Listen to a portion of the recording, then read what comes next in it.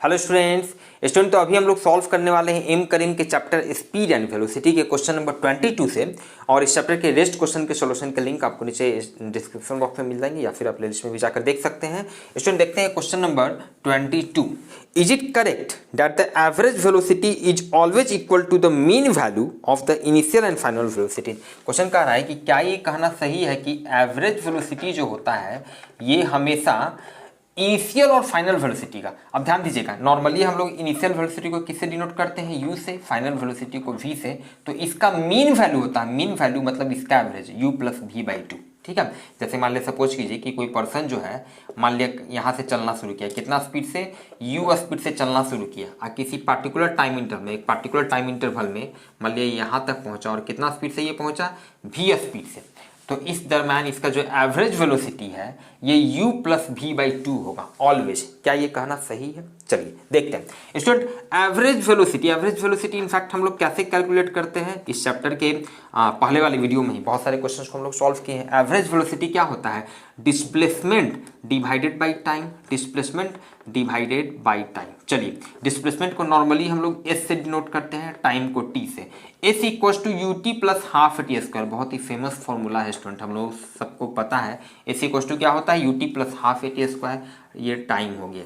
ठीक है, जहाँ पे u इनिशियल वेलोसिटी होता है, a एक्सेलरेशन होता है, जिस एक्सेलरेशन से ये पार्टिकल, ये बॉडी जो है मूव कर रहा है। ठीक है, अब यहाँ से t वाला टर्म आपका कैंसिल हो जाएगा, ये हो जाएगा u प्लस ये हो जाएगा हाफ a t। चलिए स्टूडेंट, एक और रिलेशन हम लोगों को पता है, v equals to u plus a T.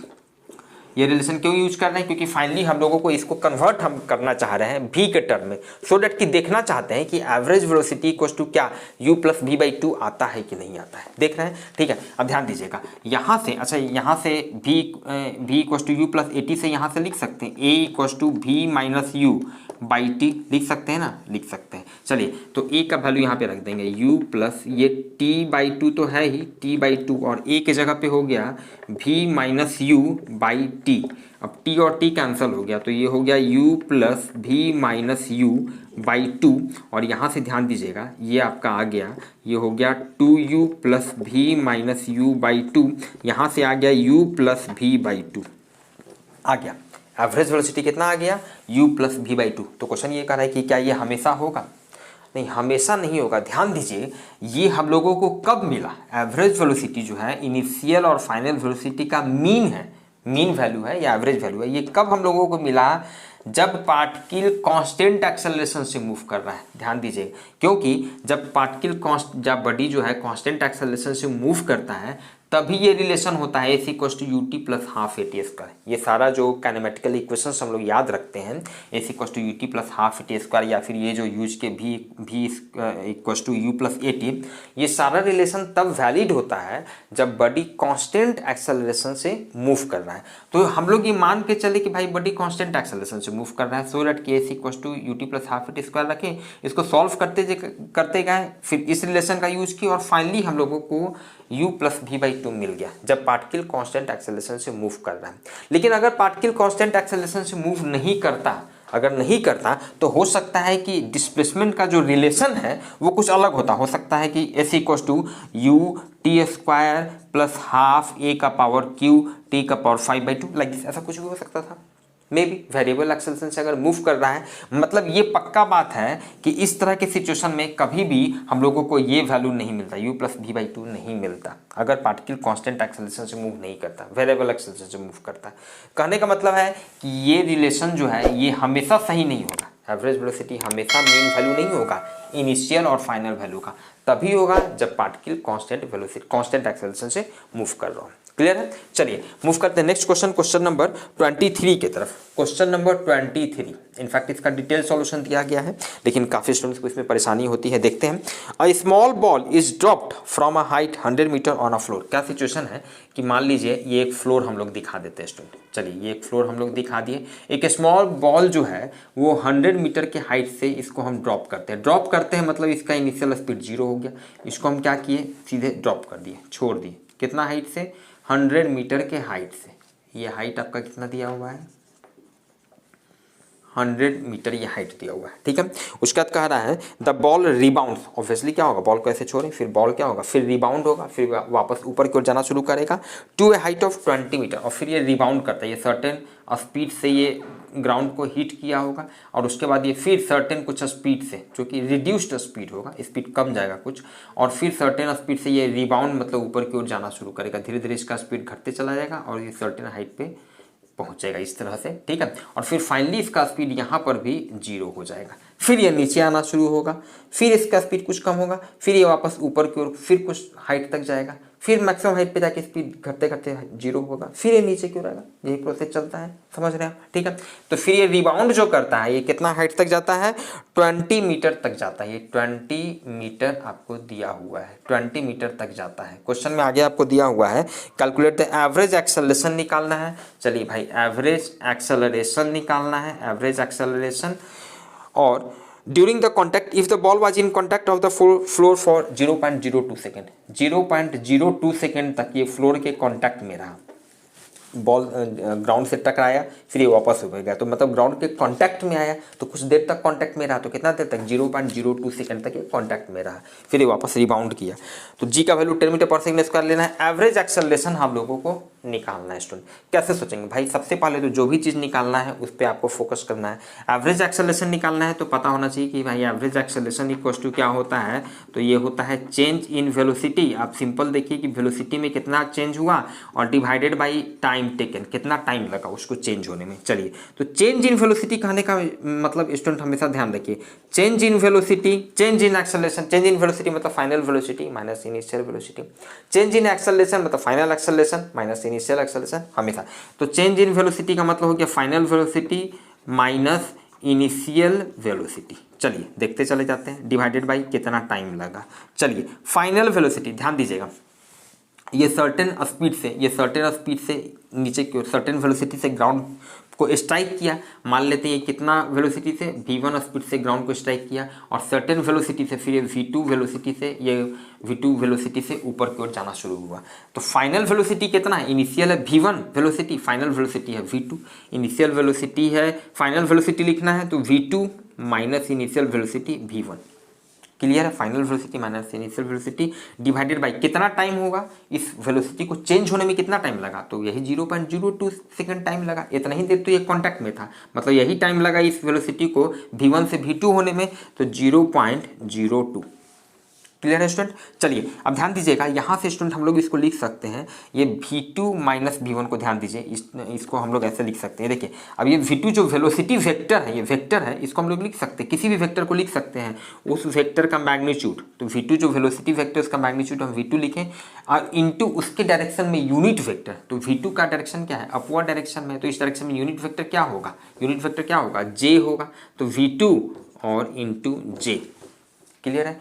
थोड़ा सा यहाँ पे कुछ स्टूडेंट को परेशानी हो सकता है, लेकिन हमेशा हैबिट बना के रखिए कि कभी भी वेक्टर का इस तरह का अगर सिचुएशन है तो आप उसको यूनिट वेक्टर के टर्म में लिखें। आपको बहुत सारे इस तरह के क्वेश्चंस मिलने वाले हैं, तो कभी कोई कन्फ्यूजन नहीं होगा। इसका दो बेनिफिट है, पहला तो आपको गलत होने के चांसेस नहीं होगा, दूसरा जब भी आपको ये एक वेक्टर क्वांटिटी है एवरेज एक्सेलरेशन, तो इसका डायरेक्शन जब भी बताना होगा तो आप बहुत आसानी से उसका डायरेक्शन को लेकर आपका सिचुएशन बिल्कुल ही क्लियर रहेगा। अदरवाइज आप यूनिट वेक्टर के टर्म में नहीं लेंगे तो शुरू में आपको बहुत आसान लग सकता है, लेकिन उससे जगह जगह आपको परेशानी होगा और गलत होने का चांसेस भी रहेगा। इसलिए हमेशा मेक हैबिट, किसी भी वेक्टर को हम लिख सकते हैं उस वेक्टर का मैग्नीट्यूड और उसके डायरेक्शन में यूनिट वेक्टर। तो अपवर्ड डायरेक्शन में इसका डायरेक्शन है और अपवर्ड डायरेक्शन में यूनिट वेक्टर क्या होता है, जे होता है, तो जे लिख दिए, माइनस यहाँ पे है, माइनस यहाँ पे। अब v1 को लिखना है तो इस वेक्टर का लिखेंगे, इसका मैग्नीट्यूड v1 ही इसका मैग्नीट्यूड मान लेते हैं, और इसके डायरेक्शन में यूनिट वेक्टर क्या है, v1 का डायरेक्शन डाउनवर्ड नीचे की ओर है, तो इस डायरेक्शन में यूनिट वेक्टर क्या हो जाएगा, माइनस जे हो जाएगा। अपवर्ड डायरेक्शन में जे, तो नीचे डायरेक्शन में minus J, divided by time कितना लगा, 0.02। क्लियर है। चलिए अब यहाँ से ध्यान दीजिएगा स्टूडेंट, ये v2j और माइनस माइनस ये प्लस हो जाएगा, तो ये हो गया v2, ये आपका फाइनली हो जाएगा v2j plus v1j divided by जो टाइम लगा 0.02। इसलिए एवरेज एक्सेलरेशन क्या होगा, एवरेज एक्सेलरेशन क्या हो गया, simple v1 plus v2j divided by 0.02। तो इतना पहले सोच लिए कि भाई एवरेज एक्सेलरेशन निकालना है तो ऐसे, अच्छा ये करना होगा, ये करना होगा, यहाँ तक आप पहुँच गए। अब उसका सोचेंगे नाउ कि भाई अब हम लोगों को निकालना होगा ये V1 और V2 का वैल्यू निकालना होगा, मतलब कि कितना स्पीड से कितना वैल्यू से ये स्ट्राइक किया और फिर कितना स्पीड से कितना वैल्यू से ये रिबाउंड किया। क्लियर है? तो V1 का वैल्यू हम लोग निकाल रहे हैं। देखिए अब V1 का वैल्यू कैसे सोचेंगे भाई, तो यहाँ से यहाँ तक देखिए, इनिशियल ड्रॉप किए हैं, छोड़े हैं, तो इनिशियल स्पीड 0 है, फाइनल स्पीड V1 है, 100 मीटर ये डिस्टेंस ट्रेवल किया है और G एक्सेलरेशन से ये नीचे की ओर जा रहा है। क्लियर है? तो हम लोग क्या लिखेंगे, फाइनल स्पीड V1, तो V1 इसका इनिशियल स्पीड इसका क्या है 0 है, plus 2 into G into H हो गया 100। ठीक है? या तो मोशन अंडर ग्रेविटी से सोचिए कि नीचे की ओर जा रहा है तो सीधे V square equals to V final velocity V square equals to U square plus 2GH, और अगर मोशन अंडर ग्रेविटी से नहीं बेसिक तरीके से तो भी V square equals to U square plus 2AS होता है डिस्प्लेसमेंट। तो फाइनल वेलोसिटी V1 है, इनिशियल वेलोसिटी आपका 0 है, 2A एक्सेलरेशन के जगह पे G है, G एक्सेलरेशन से जा रहा है, S डिस्प्लेसमेंट है तो डिस्प्लेसमेंट 100 है, जैसे भी समझिए। तो यहाँ से इसलिए V1 क्या हो जाएगा, रूट अंडर 2G इंटू 100, ये 100 मीटर हाइट है, G का वैल्यू 10 लेना है तो 2 इंटू 10 इंटू 100 ये हो जाएगा 2000। इसका वैल्यू स्टूडेंट यहाँ पे थोड़ा सा हम लोग इसका हेल्प ले लेते हैं, तो 2000 का वैल्यू हो जाएगा 44.72 मीटर पर सेकेंड, 44.72 मीटर पर सेकेंड। क्लियर है? ऑल्सो चलिए, तो अब भाई हम लोग यहाँ से देख रहे हैं V1 का वैल्यू निकाल लिया, V2 का वैल्यू के लिए, तो अगेन V2 का वैल्यू के लिए देखिए इसका फाइनल स्पीड तो फिर तो ऊपर गया तो मैक्सिमम हाइट पे जाके इसका स्पीड 0 हो जाता है। तो अब इस कंडीशन में ये इनिशियल वेलोसिटी हो गया, ये फाइनल वेलोसिटी हो गया। G एक्सेलरेशन से, ये एक्सेलरेशन में नहीं अब रिटार्डेशन में जा रहा है, स्पीड तो इसका ऊपर जा रहा है तो घटते जा रहा है, तो V square equal to U square minus 2GH ले लेंगे तो फाइनल वेलोसिटी 0 है, इनिशियल वेलोसिटी अब इस केस में V2 है तो V2 का स्क्वायर माइनस, चूंकि ऊपर की ओर जा रहा है तो माइनस 2G इंटू H कितना है तो 20 मीटर हाइट तक ये गया है। क्लियर है? अब यहाँ से इसलिए V2 कितना हो जाएगा, रूट अंडर, देखिए ये 0 है, ये इधर प्लस आ जाएगा तो स्क्वायर हटाएंगे तो root under 2G into 40, 2G into 20 ये हो जाएगा 40G, तो ये हो जाएगा 40 इंटू 10 तो ये 400 मतलब 20 मीटर पर सेकेंड। क्लियर? तो V2 का भी वैल्यू निकल गया, इसीलिए एवरेज एक्सेलरेशन कितना हो जाएगा स्टूडेंट, एवरेज एक्सेलरेशन कितना हो जाएगा, सिंपल V1 प्लस V2 तो ये हो जाएगा 44.72 प्लस 20 और डिवाइडेड बाई टाइम कितना लगा है, टाइम लगा है 0.02। J आप लिखिए, J लिख दीजिए सिंबॉलिकली, लैंग्वेज में लिखना चाहते हैं तो अपवर्ड डायरेक्शन लिख दीजिए, J लिखिएगा तो थोड़ा सा स्टैंडर्ड है, आप समझ रहे हैं, इट शोज दैट कि आपका वेक्टर का कंसेप्ट भी क्लियर है।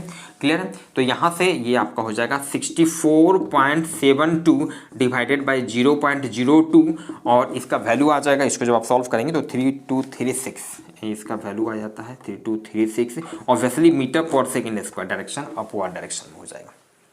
क्लियर है स्टूडेंट? मूव करते हैं नेक्स्ट क्वेश्चन, क्वेश्चन नंबर 24 जो कि ऑलमोस्ट शायद सेम क्वेश्चन है। 24 ये 23 वाला ही क्वेश्चन है कि a ball is dropped on a floor from a height of 5 metre. अब इस क्वेश्चन में कह रहा है देखिए 100 मीटर की जगह पे 5 मीटर से हम ड्रॉप किए, 5 मीटर से ड्रॉप किए, ठीक है। Rebounds to height of 3.20 metre की जगह पे ये 3.2 मीटर तक रिबाउंड करता है। कितना देर तक फ्लोर के कांटेक्ट में था, 0.1 सेकंड तक कांटेक्ट में था। तो एवरेज एक्सेलरेशन निकालना है, एकदम बिल्कुल सेम क्वेश्चन है। तो अगेन यहाँ भी देखिए डायरेक्ट यहाँ पे हम लोग लिखते हैं, कैसे सोचेंगे, इतना पहले सोचिएगा भाई एवरेज एक्सेलरेशन का आप सोच लिए कि कितना स्पीड से स्ट्राइक किया V1 और कितना स्पीड से रिबाउंड किया V2, ये दोनों हम लोगों को निकालना होगा। तो यहाँ पर देखिए V1 कितना हो जाएगा, रूट अंडर 2GH, हम सेम इक्वेशन लिखेंगे 2GH, तो 2GH, G का वैल्यू 10 और कितना हाइट से हम इसको ड्रॉप किए हैं, तो ड्रॉप हम किए हैं 5 मीटर की हाइट से, तो ये 5 हो गया। V1 का वैल्यू निकाल लिया, एकदम सेम प्रोसेस। तो ये हो गया 10 मीटर पर सेकेंड। अब देखिए V2 निकाल रहे हैं, V2 क्या निकालेंगे, तो 2G इंटू कितना हाइट तक रिबाउंड किया, तो 2G का वैल्यू 10 और कितना हाइट तक रिबाउंड किया 3.2, ये हो गया 64 मतलब 8 मीटर पर सेकेंड। V1 और V2 का वैल्यू निकल गया, तो इसका मतलब क्या होगा, एवरेज एक्सेलरेशन क्या हो जाएगा, तो V1 प्लस V2 मतलब 10 प्लस 8 और कितना टाइम ड्यूरेशन में ये फ्लोर के कांटेक्ट में रहा, तो 0.1 मतलब 1/10 हो गया, मतलब 18, मतलब ये 180 मीटर पर सेकेंड स्क्वायर, और इसका डायरेक्शन क्या हो जाएगा, अपवर्ड डायरेक्शन में 180 मीटर पर सेकेंड स्क्वायर। क्लियर है। चलिए 25 में क्या कह रहा है, थ्योरेटिकल क्वेश्चन है, under what condition the instantaneous velocity of a body is equal to its average velocity. किस कंडीशन में इंस्टैंटेनियस वेलोसिटी जो है वो एवरेज वेलोसिटी के बराबर होगा। समझिए, इंस्टैंटेनियस वेलोसिटी को बराबर होना है एवरेज वेलोसिटी। हम एवरेज वेलोसिटी, किसी भी तरह का सिचुएशन हो, किसी भी तरह का मोशन हो, आप एवरेज वेलोसिटी निकाल रहे हैं, मतलब एक पार्टिकुलर वैल्यू आपको निकलेगा, 15 मीटर पर सेकेंड स्क्वायर, 50 मीटर पर सेकेंड स्क्वायर, 25 मीटर पर सेकेंड स्क्वायर, मीटर पर सेकेंड, कुछ ऐसा वैल्यू निकलेगा।